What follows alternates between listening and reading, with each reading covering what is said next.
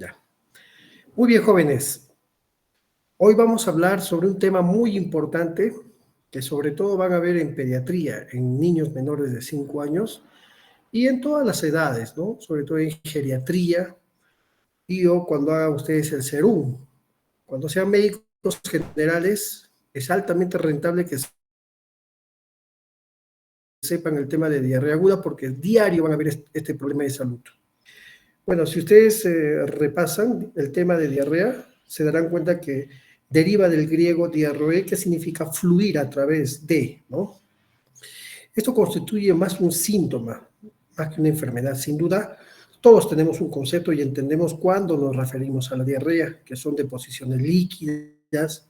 Sin embargo, la diarrea se define como un peso de la deposición no formada mayor a 250 gramos en 24 horas. Esta definición, aunque poco práctica, puede resumirse de dos maneras. Una, por un aumento del contenido líquido de las deposiciones y o por un aumento de la frecuencia, más de 3 deposiciones al día. En general ocurren ambos fenómenos.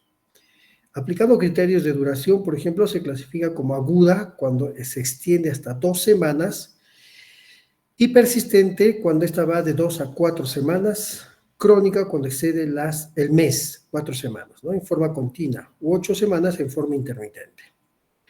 Debe diferenciarse de otras condiciones como la incontinencia fecal, por ejemplo, que es esa pérdida de deposiciones líquidas porque no contiene adecuadamente el piso pélvico. La pseudodiarrea producto de impactación fecal en el que aquellos enfermos postrados o que tienen alguna degeneración neuronal, como en el Parkinson, por ejemplo. Diagnóstico que se confirma con el tacto rectal o la hiperdefecación. Puede haber aumento de la frecuencia defecatoria con deposiciones de consistencia normal, como ocurre en el hipertiroideo, por ejemplo, ¿no? Un problema muy frecuente en endocrinología es el hipertiroidismo, y estos suelen tener diarrea. Epidemiológicamente, 1.000 millones de pacientes al año en el mundo padecen de algún cuadro de diarrea, y esto le trae un gasto millonario a todos los países. La delegada, por favor, ¿ha cambiado las diapositivas? Ya, muy bien. Entonces, el hábito intestinal normalmente, por frecuencia, sería aquella que se presenta en 2 o 3 evacuaciones durante la semana o menos de 3 en un día. Y por el peso, normalmente, este debe ser menor a 200 gramos al día. Y por el contenido líquido debe contener menos de 200 mililitros por día. Entonces, la diarrea, así como hemos dicho, puede ser aguda, menos de 14 días, prolongada, 14 hasta 6 semanas, y crónica, pasada al mes, a más de 6 o 8 semanas. Entonces, la diarrea aguda, aquella que dura menos de 2 semanas, puede tener muchas causas. Y dentro de ellas están las infecciones, intoxicación alimentaria, alergia alimentaria, medicamentos, entre otros. Los mecanismos más frecuentes son la diarrea osmótica, causada por la presencia de solutos osmóticamente activos en la luz intestinal, que se absorben de forma escasa. Y la característica de esta osmótica es aquella que responde al ayuno y cuya brecha osmótica es menor a 290 miliosmoles kilo. Ejemplo, tenemos la mala absorción de hidratos de carbono, como el caso de la lactosa, fructosa, lactulosa, sorbitol, manitol y fibras. También por magnesio, ¿no? y otros laxantes. Existe otra forma de diarrea que es la secretora, aquella que tiene una alteración en el transporte de los iones de las células epiteliales intestinales. En este caso, por ejemplo, el paciente se mantiene en ayuno y no resuelve la diarrea, persiste. ¿Cuáles son los casos de diarrea secretoria? Infecciones, el uso de laxantes, como la fenolftaleína, bisacodilo, la resección intestinal, aquel paciente que fue operado por una obstrucción intestinal y se resecó, ¿no?, un segmento del intestino delgado, la enfermedad inflamatoria intestinal. El reflujo biliar es común ver pacientes operados de la vesícula que tienen una descarga alta de bilis hacia el intestino y puede provocar diarrea secretoria. Los ácidos grasos, la atrofia vellosa, los linfomas, las tumoraciones, el adenoma velloso, el síndrome de Sjögren-Ellison, lipoma, carcinoide, el cáncer de medular de tiroides, el glucagonoma, pueden dar diarreas secretorias. Y aquellos trastornos de la motilidad, ¿no? Entonces es importante recordar, hay pacientes que tienen diarrea y se hace exámenes de heces parasitológicos, todo sale negativo, piensa, esto puede ser una diarrea secretoria. Si todo sale negativo, no tendrá un adenoma velloso, por ejemplo, ¿no? O un bipoma, un tumor que produce péptido intestinal vasoactivo, pueden dar diarrea secretoria. Otras causas de diarrea por grupos especiales, por ejemplo, aquellos pacientes que tienen diarrea asociada a antibióticos. 20% de los que reciben antibióticos de amplio espectro, como la ceftriaxona, clindamicina, etcétera, desarrollan la colitis pseudomembranosa, ¿ya? Repito, la colitis pseudomembranosa, puede ser pregunta de examen, ¿no? Uso de antibióticos de amplio espectro y luego debutan con diarrea, con moco y sangre, es la colitis pseudomembranosa. ¿Y cuál es el germen responsable? Clostridium difficile. Muchos de ustedes se van de viaje a Europa, a la India, y de repente hacen diarrea. Esta es la diarrea del viajero, ¿no? 85% orientado a Escherichia coli, la más frecuente. Otras por transmisión, por el SIDA, VIH, en las guarderías, en los orfanatos, por Shigella, Giardia, Cryptosporidium, rotavirus, adenovirus, entre otros. ¿Qué medicamentos se asocian a diarrea, por ejemplo? ¿No? Antibióticos, ya hemos hablado de los de amplio espectro, antineoplásicos, antiinflamatorios, ¿ya? Los antihipertensivos, los laxantes, entre otros. Si ustedes recuerdan la digestión y la absorción, ¿no? La cantidad de líquido que pasa a través del intestino delgado por día es de 8 litros, producto de la ingesta, la secreción de saliva, jugo gástrico, pancreático, biliar intestinal, y se absorben en el intestino delgado aproximadamente 7 litros, dejando 1 litro hacia el colon, y este absorbe el agua y deja 100 ml en las deposiciones. Este mecanismo de control se debe a la formación del ácido gástrico, bilis, enzimas pancreáticas, secreciones de moco, y depende de la motilidad propulsora y la microflora intestinal. ¿Cuál es la etiología, por ejemplo, de las diarreas? Las intoxicaciones alimentarias, una causa muy frecuente, está dada por Staphylococcus aureus, ¿no? Frecuentemente.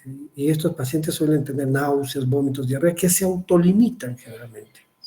Otras causas de intoxicación alimentaria, por ejemplo, la salmonella, Escherichia coli, Clostridium perfringens, entre otros, Campylobacter y Yersinia. Entonces, las diarreas bacterianas pueden ser de tipo toxigénica, enterotoxinas, y es el mecanismo patógeno principal, ¿no? Citotónicas, por ejemplo, producen la secreción del líquido por activación de enzimas intracelulares como la de milatociclasa. No hay daño de la mucosa. Otras son citotóxicas, lesionan la célula, ¿no? Invasoras en microorganismos atraviesan la superficie de la mucosa, por ejemplo. Mecanismos de la diarrea infecciosa. Tenemos las invasivas, esas que invaden las células, como la Salmonella, Shigella, E. coli enteroinvasiva, el Clostridium difficile, o no invasivas, como los virus, Cryptosporidium, Giardia, el virus cholerae, que causa la cólera, la E. coli enterotoxigénica, el Bacillus cereus, entre otros. Y estos son productores de toxinas. ¿Qué síndromes clínicos tenemos en la diarrea? Si esta es aguda, puede ser no inflamatoria e inflamatoria. ¿Qué diferencia hay? La no inflamatoria, por ejemplo, clínicamente son evacuaciones líquidas sin sangre, ¿no? Sin pus, tener ni fiebre. Mientras que la inflamatoria tiene deposiciones líquidas mucosanguinolentas, ¿ya? El dolor abdominal no es importante en la no inflamatoria, mientras que en la inflamatoria puede haber tenesmo, fiebre, dolor abdominal intenso. El volumen de las evacuaciones puede ser abundante y en ocasiones puede deshidratar al paciente en la no inflamatoria, mientras que en la inflamatoria son pequeñas, frecuentes y es poco común que se deshidrate. Muy bien, y las causas, ¿no? E. coli enterotoxigénica, Staphylococcus, Clostridium, mientras que en el otro es las citotoxinas, pues Salmonella, Shigella, Campylobacter, entre otros. Hay muchos organismos que provocan síndromes diarreicos, ¿no? La Giardia, Cryptosporidium, etcétera, Salmonella, virus, Shigella. Vamos a detallar cada uno de ellos. Empecemos. El Staphylococcus aureus, por ejemplo, suele estar en las carnes de las hamburguesas. Cuando ustedes salen de la universidad y se piden una hamburguesa y les da diarrea, Generalmente la causa es Staphylococcus aureus, te da una intoxicación. Suele autolimitarse, ¿no? El tratamiento es hidratación básicamente, ¿no? Y un análisis de heces descarta otras causas. También están en las cremas, mayonesa, en las papas fritas, el huevo frito, que están en las hamburguesas. La salmonela puede habitar la cáscara de los huevos, los lácteos, quesos, jugos, frutas y verduras. La incubación va de 1 hasta 7 días y el tratamiento básicamente es ciprofloxacino 500 cada 12 horas o acitromicina. La Escherichia coli, por ejemplo, está en el agua y alimentos contaminados con heces humanas. Es común ver en los albergues, en zonas rurales, donde no hay agua potable. Más arriba los vecinos defecan y dejan las excretas en el agua y más abajo los vecinos que están más abajo consumen agua contaminada y les da diarrea, ¿no? El tratamiento es antibiótico y hay que ver en ocasiones el síndrome urémico hemolítico, donde la Escherichia coli puede tener una toxina Shiga que puede producir daño renal. Eso veremos más adelante. Por otro lado tenemos el Clostridium botulinum. Acuérdense, el Clostridium botulinum está en los enlatados, ¿ya? Por ejemplo, usted abre la refrigeradora, nota que el atún está abombado, ¿no? Si está abombado, probablemente tenga Clostridium botulinum.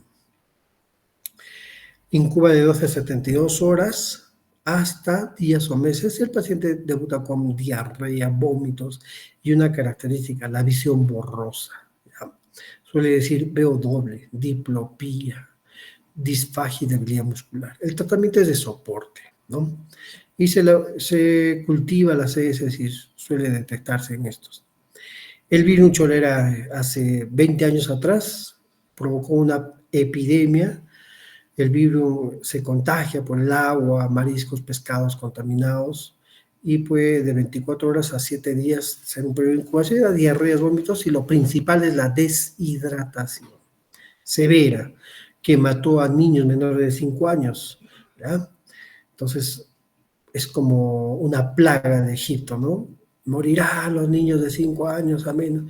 Y Burru empezó a ver virus cholera y se deshidrataban y morían de canto, familias de todos los grupos sociales. Cuando se descubrió el tratamiento en base a tratamiento ciprofloxacino, Norflox o doxiciclina, las tetraciclinas, ¿no? Empezó a reducirse y desapareció esta epidemia. Muy bien. El virus Norwalk, ¿no? Por mariscos mal cocidos, contaminados, trabajadores infectados que manipulan alimentos, por ejemplo, al preparar las ensaladas, al servir los helados, frutas o galletas, puede dar náuseas, vómitos, diarrea, fiebre. Y el rota de vómitos y suele deshidratar a los niños. Manejo de soporte. ¿Cuál es el algoritmo para el diagnóstico y tratamiento de la diarrea infecciosa? Pregunta, ¿tiene fiebre o no? Eso, enfermedad sistémica, ¿no? Si tiene tenesmo, diarrea hemorrágica y dolor abdominal, esto es infeccioso. Si en caso no tiene nada de esto, tratamiento sintomático, ¿no? Puede haber brotes en viajes, ¿no? Y huéspedes con uso de antibióticos también. Si la muestra fecal sale positivo, vemos los polimorfonucleares. Si estos están muy altos, puede ser por Shigella, Campylobacter, E. coli, Yersinia salmonella o Clostridium difficile. Y o pueden haber parásitos, entonces se da antiparasitarios.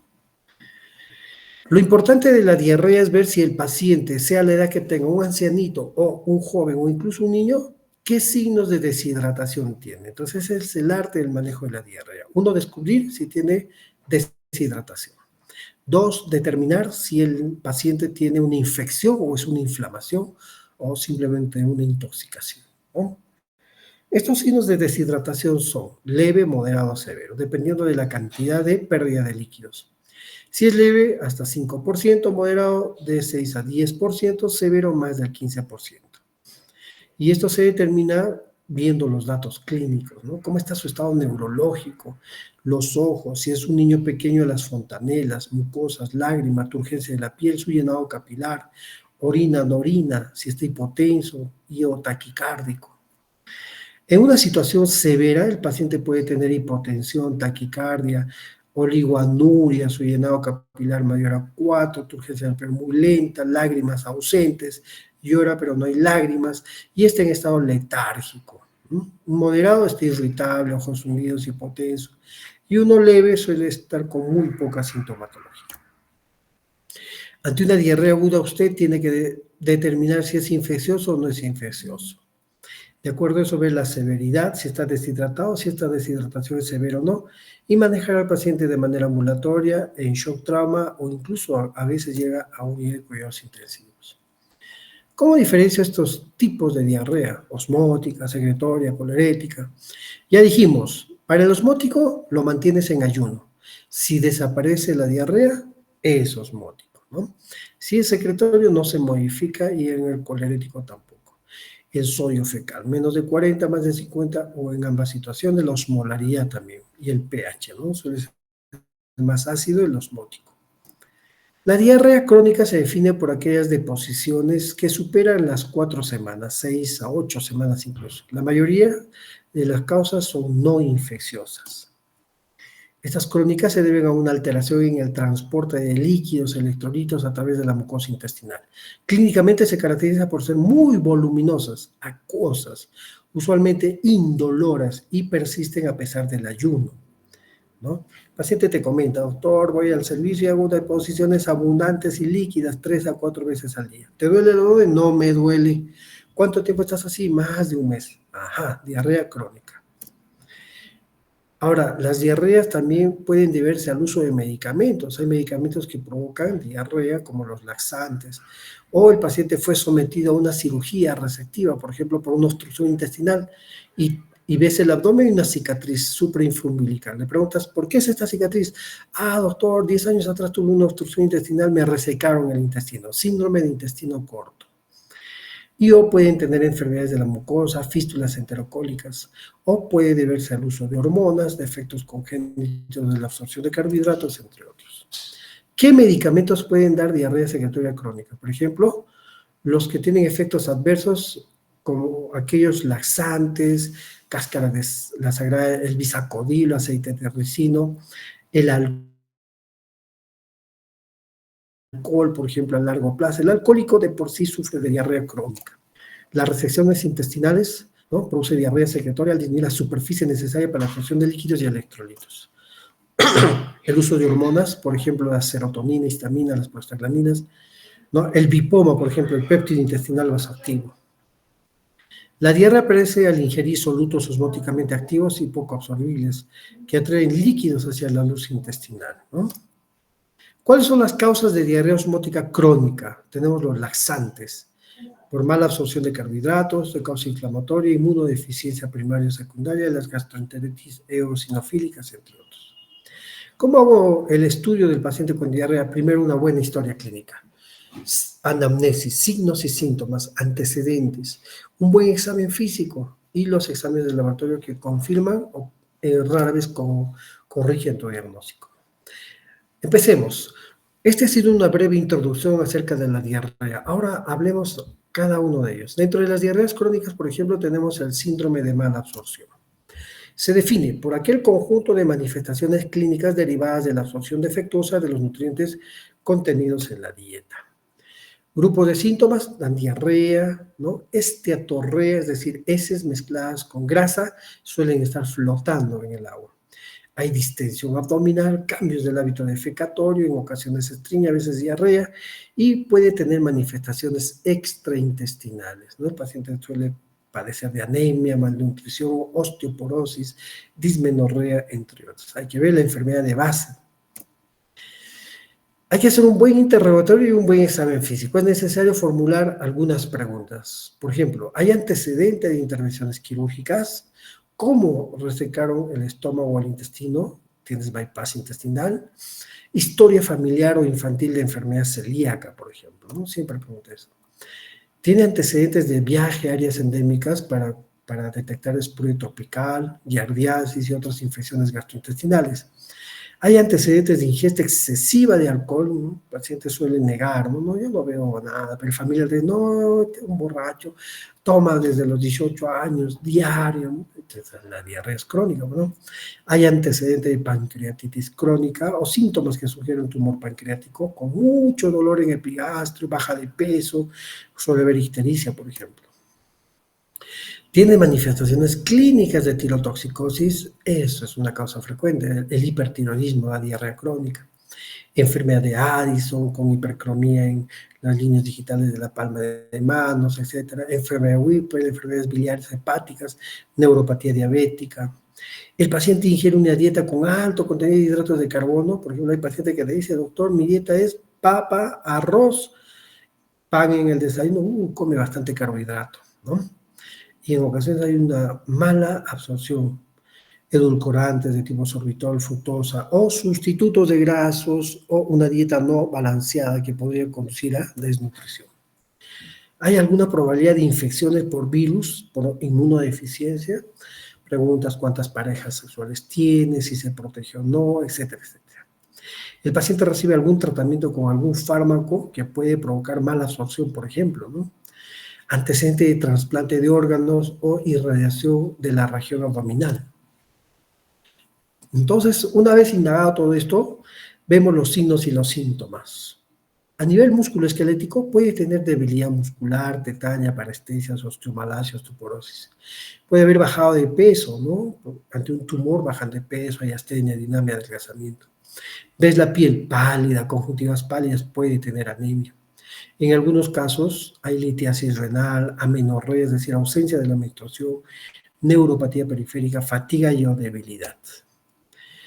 Ante la sospecha de un síndrome de mala absorción, pido pruebas de laboratorio como un hemograma, leucograma con hematocrito, hemoglobina constantes corpusculares, pido triglicérido, colesterol, albúmina, electrolitos, hormonas tiroideas, TPINR, niveles de ácido fólico, B12, examen de heces, grasa, elastasa fecal para ver pancreatitis crónica, quimiotripsina, el pH, entre otros. ¿Debo hacer una endoscopía? Claro que sí, pero ante una diarrea crónica sí se hace endoscopía para tomar biopsias del intestino delgado, delgado. El intestino es una zona muy frecuente donde hay diarrea. Por ejemplo, bajo visión directa puedes ver esta imagen. Un salpicado de pimienta, unas imágenes blanquecinas múltiples que corresponde a una giardiasis, causa muy frecuente de diarrea crónica.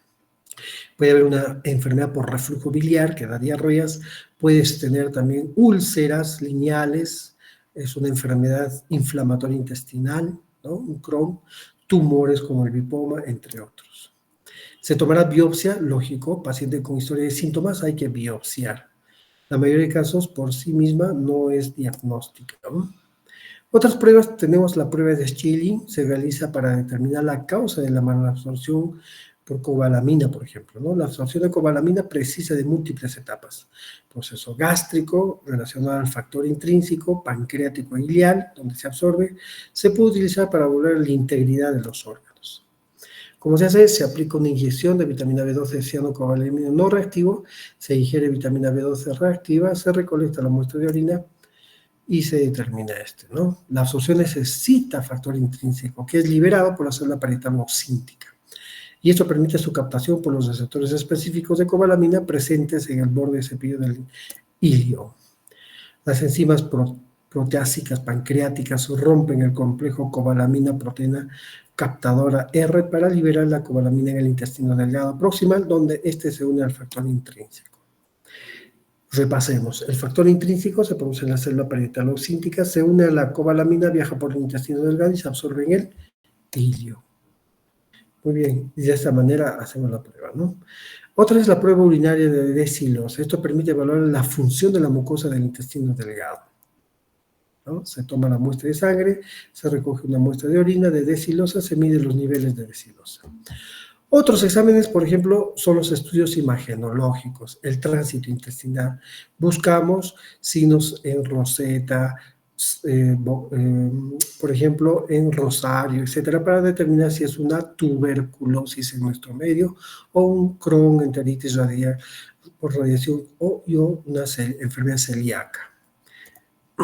La tomografía abdominal muchas veces se determina para ver lesiones del intestino delgado, engrosamientos de la pared, Crohn o tumoraciones neuroendocrinas o un ampuloma, por ejemplo. La resonancia magnética para determinar el grosor de la pared, afección de la pared por la enfermedad de Crohn, enfermedad celíaca y o linfomas. La radiografía la hace para ver si hay un ampuloma, la ecoendoscopía también. Como protocolo diagnóstico ante una diarrea crónica con baja de peso y esteatorrea, siempre hay que pedir su examen de laboratorio, una ultrasonografía frotísico por cultivo. Pensar siempre en parásitos, colestasis, pancreatitis crónica. Y finalmente, Crohn, colitis o problemas del hilio. Que le hago la prueba de desilosa, ¿no? De Schilling y heces en grasa en heces. Otra causa muy frecuente de diarrea crónica es el sprue celíaco. Causa común de mala absorción en sujetos de raza blanca, particularmente los que tienen ascendencia europea, ¿no? Etiología desconocida, aunque los factores ambientales, genéticos, inmunitarios son muy importantes. El comienzo de los síntomas es variable entre el primer y octavo décimo día de vida. Las anormalidades de la mucosa intestinal en la biopsia y la respuesta de los síntomas a eliminar el gluten de la dieta nos hacen sospechar de esto, ¿no? El paciente tiene una intolerancia al gluten. Y el gluten está en ciertos alimentos como el trigo, la avena, centeno y la cebada. El trigo, por ejemplo, sirve para hacer harina y la harina para hacer pan, fideo, tortas, queques, entre otros. Estos síntomas oscilan desde una importante mala absorción de múltiples nutrientes con diarrea, esteatorrea, pérdida de peso y se diagnostica con los anticuerpos antiendomicio tipo inmunoglobulina A, transglutaminasa, además de la biopsia del intestino delgado, que es la que establece el diagnóstico. El sprue tropical afecta tanto a nativos de regiones tropicales como migrantes de esta zona. ¿Ya? Viajas a una zona tropical, te puede dar esta enfermedad. ¿Y cuáles son sus manifestaciones? Diarrea crónica, esteatorrea, pérdida de peso, carencias nutricionales, entre otros. Afecta 5 a 10% de la población en algunas regiones. La prueba diagnóstica de elección es una biopsia del intestino delgado que muestra anormalidades de la mucosa, ¿no? El tratamiento consiste en el uso de antibióticos de amplio espectro, ácido fólico, entre otros. Me operaron del colon, síndrome de intestino corto, ¿no? Y el intestino corto. Clínicamente, factores que determinan son qué segmento se resecó, si sacaron yeyuno o parte del hilio, entonces afecta más la absorción. ¿Qué longitud de segmento? Integridad de la válvula ileocecal, si también se resecó una porción del colon y o la presencia de enfermedad residual del intestino, ¿no? El grado de adaptación a esa ausencia. Mala absorción de lactosa, intolerancia a la lactosa es otra cosa muy frecuente, ¿no? He consumido leche, me hace daño. Algún derivado, una torta me hace daño. Entonces hay que ver esa deficiencia de la enzima lactasa provoca mala absorción a la lactosa, ¿no? Tolerancia a la lactosa. El síntoma principal, intolerancia al consumir leche o lácteos. Hay distensión abdominal, dolor abdominal, aumento de flatulencias y diarrea.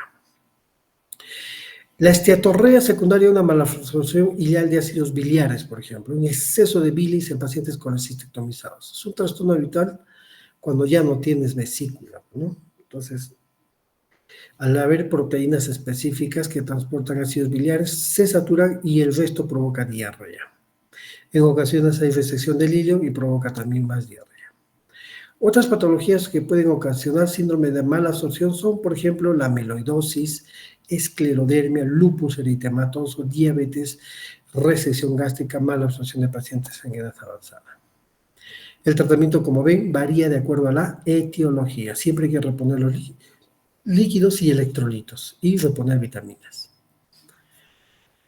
El Clostridium difficile es una bacteria que prolifera en la colitis pseudomembranosa por el uso de antibióticos de amplio espectro, ¿ya?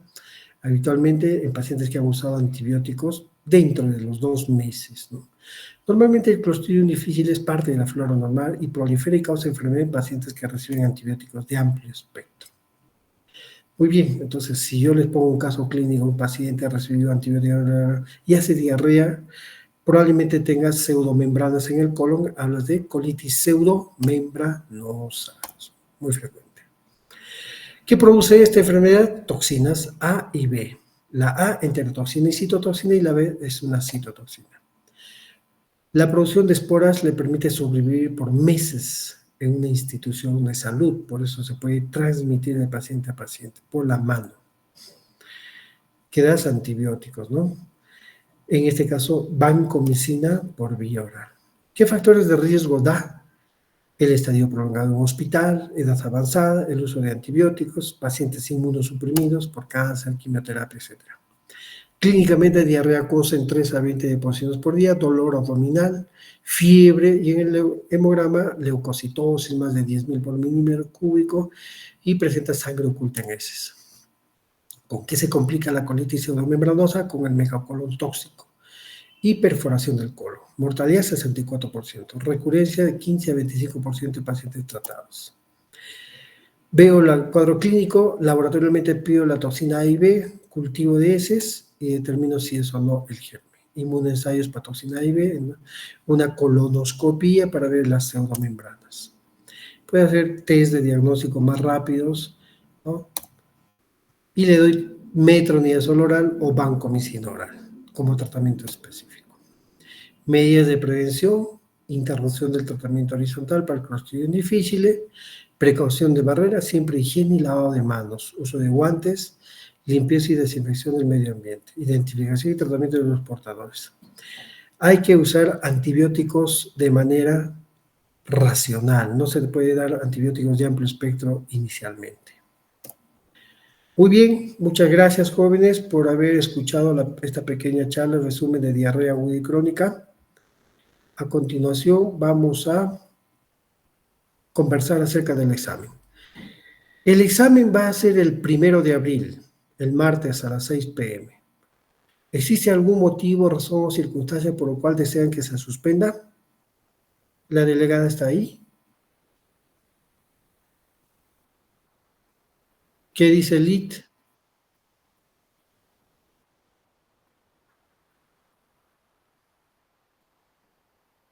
Ya, está bien, me lo hace saber, pues, porque la prueba ya está hecha. Ya van a ser 20 preguntas muy sencillas, ya no hay nada difícil, ya todos saben las respuestas. El que ha estudiado desde un inicio ya sabe el examen, puede llegar a 20 fácilmente, y el que ha estado distraído puede llegar a un 14, 16, y el que no estudia, lógico, va a desaprobar, pues, ¿no? Si en caso se suspende, no hay ningún problema, puede ser el próximo martes, pero ya no 20, sino 80 preguntas. Entonces tienen las dos alternativas, chicos lindos. Nos vemos en el examen.